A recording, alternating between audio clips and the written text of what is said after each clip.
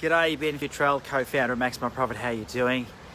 Nice and cool and windy outside, just trying to find a spot out of the wind so you don't have to listen to that blowing through the microphones as I go for my daily exercise. So good to get out and do some daily exercise. And a lot of people actually say to me, how do you get so much done?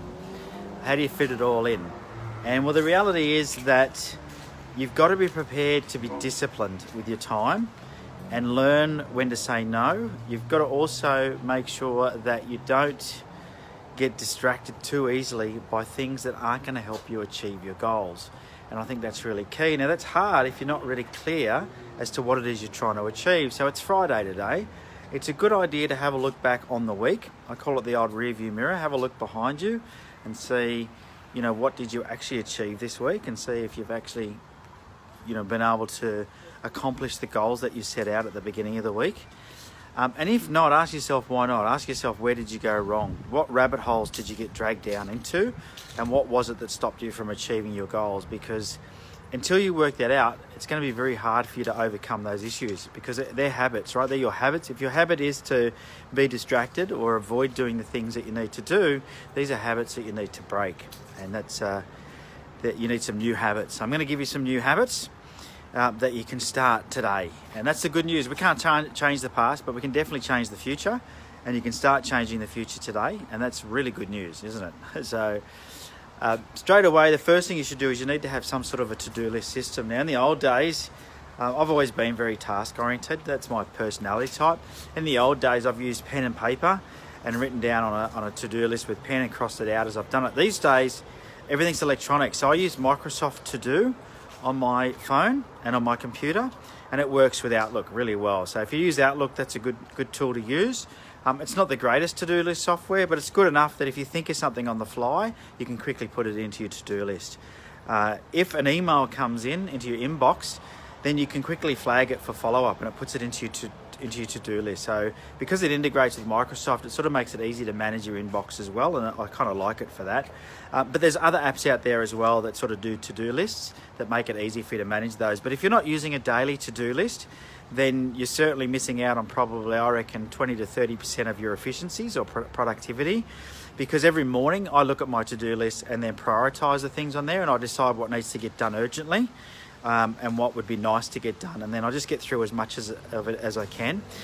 Once I've decided that it's a priority, I then put it into my diary, and this is the next tip, is actually put time aside in your diary to get the things done that are important but not urgent. Okay, I'll say that again. To get the things done that are that are important but aren't urgent. Because what happens is, most of your day, if you feel like you haven't accomplished what you wanted to get accomplished this week, or if you catch yourself saying there's not enough hours in the day, the likelihood is that you're getting trapped in the urgent and important stuff, okay? And that's going to happen. The stuff comes up, it's got to be fixed.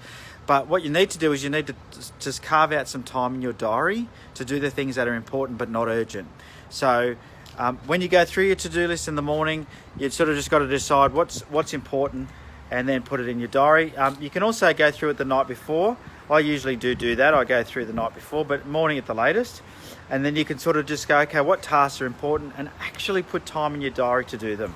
So if you put time in your diary to call somebody, finish something, do a live Facebook or whatever it might be, work out something, build a spreadsheet for something, write copy for something, if you put it in your diary and the time is there, then what I suggest you do is you're not allowed to delete it. Once you put something in your diary that you felt was important enough to put in your diary, you're not allowed to delete it.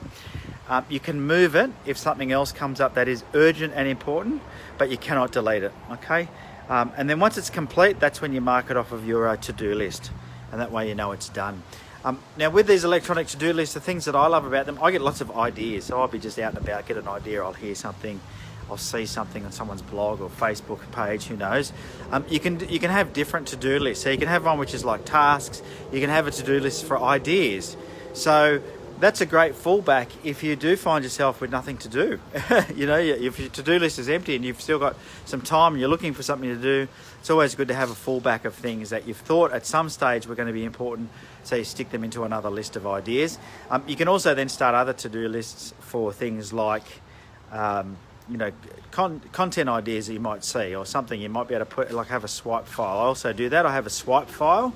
So if I see a good ad on Facebook, or if I see somebody's good post or a good link or something that I think is going to be really handy for me down the track, I just swipe it and put it in my swipe file. Now, anything that is bigger than what can be done as a to-do list, it's a bit of a project, I then use another tool called Trello.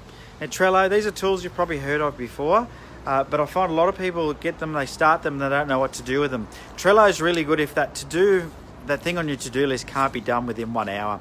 So if what you've got on your to-do list can be done with 1 hour, then it should just sit on your to-do list. G'day Vishnu, thank you, appreciate that. If it can be done within 1 hour, leave it on the to-do list. If it's bigger than that, take it off the to-do list and turn it into a project into Trello, and then allocate time in your diary, that I call Trello Time. And it's where you go into Trello and you work on the projects that are in there. And some of those projects might need other people's participation as well. So you might have teams of people working on things in there, but you need times when you're going to dedicate to Trello to go in there, have a look at the projects that you've got on. Now, if there are things inside the project that are less than an hour to get done, guess what? I pull them out of Trello and I put them on my to-do list. And that way they still sit in Trello, but once I've completed them, I complete them off my to-do list, and next time I go back into Trello, I can tick that thing off the to-do list in Trello. So Trello is for a much bigger project. So for example, let's say, I'll give you one of my Trello projects that I've always got open, is improve my website. I've always got that open. And so I've got things in there that I need to do that aren't urgent, but they're important, and they're bigger projects. Quite often they involve other people as well. So they might involve designers or website developers, or consultants around online marketing. And so those projects are longer term projects, and I might just go in there every week and take a few tasks out of that project and stick it into my to-do list. And eventually that project gets done, or certainly progress is made by doing that. Alrighty, so there's no real secret to getting more done except being organised. Having the discipline is what's key. You know about to-do lists, you know about project management. I'm sure you've heard of Trello before, or Microsoft Teams or projects, whatever they call it. It's not about that. It's about having the discipline to put it into some sort of a system for yourself. So you have a time of the day where it's a habit that you check your to-do list, and that you have a habit of not getting distracted. So, if something comes into your day, let's say someone rings you right now with an issue, and you jump straight onto it, and you get off of what you're currently doing, then that's not a good habit. Okay, you need a better habit, and that habit would be process it. What's the issue? Put it on my to-do list, and I'll come back to it later.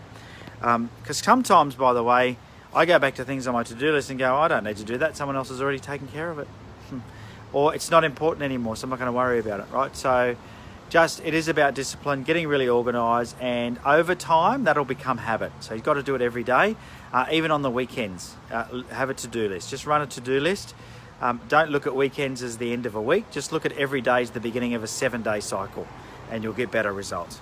All right, have a fantastic weekend, having said that, but use your weekend to get some vivid clarity about what you're going to achieve next week. If you're not happy with what you've achieved this week, then really get serious about mapping out next week and making sure that you carve out the time to get those things done. All right, take care.